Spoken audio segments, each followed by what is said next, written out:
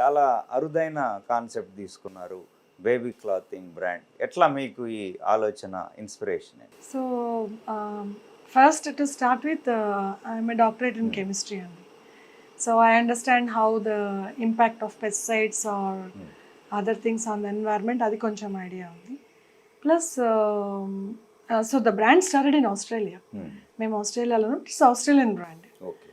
We use to live in Chennai. నా PhD టైంలో చెన్నైలో ఉండేవాళ్ళం. అక్కడి నుంచి ఆస్ట్రేలియా వెళ్ళాం మేము. అయితే అక్కడ ఉన్నప్పుడు నా హస్బెండ్ ఫ్రెండ్స్ కొంతమంది they wanted business from Australia అని కాంటాక్ట్ చేశారు, బయర్స్ కావాలి అని. అయితే ఆ ప్రాసెస్లో వాట్ ఐ అండర్స్టూడ్ ఈజ్ ఎంత గొప్ప డిజైనర్ అయినా కానీ మ్యానుఫ్యాక్చరింగ్ సపోర్ట్ లేకపోతే వాళ్ళ designs will not come in to life. So I understood India is a hub of this kind of manufacturing facility.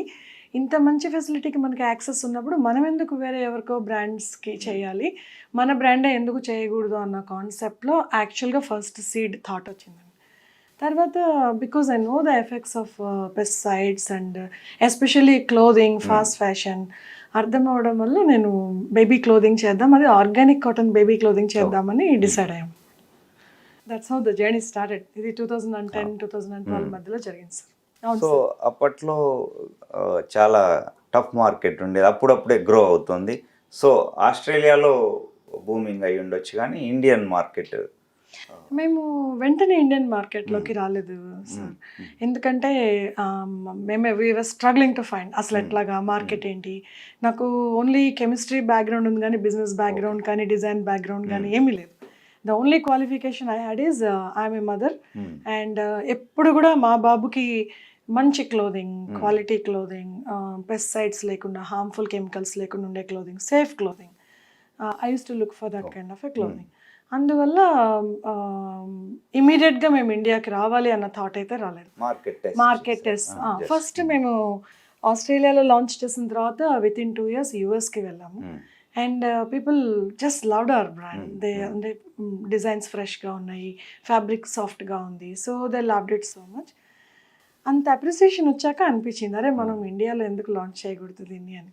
కానీ అందరూ వెనక్కి లాగారు. ఇండియన్ మార్కెట్ అంటే bright colours, bold fabrics, and Indian market is so vivid, like north to south to east to west. So ఈ price పాయింట్స్లో Indian market consumer will not accept your brand అని channel ఆపేశారు.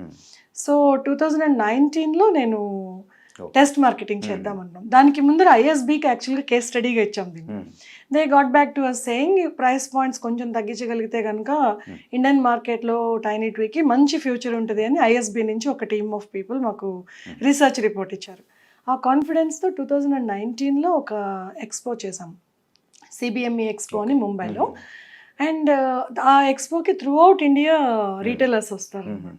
ఎవరు price గురించి complaint చేయలేదు, ఎవరు style గురించి complaint చేయలేదు, ఎవరు పాస్టల్స్ కలర్స్ ఇవి బ్రైట్గా ఎందుకు లేవు అని కంప్లైంట్ చేయలేదు.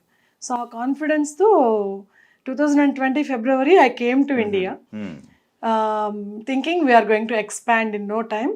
And 2020 March, COVID happened. Lockdown.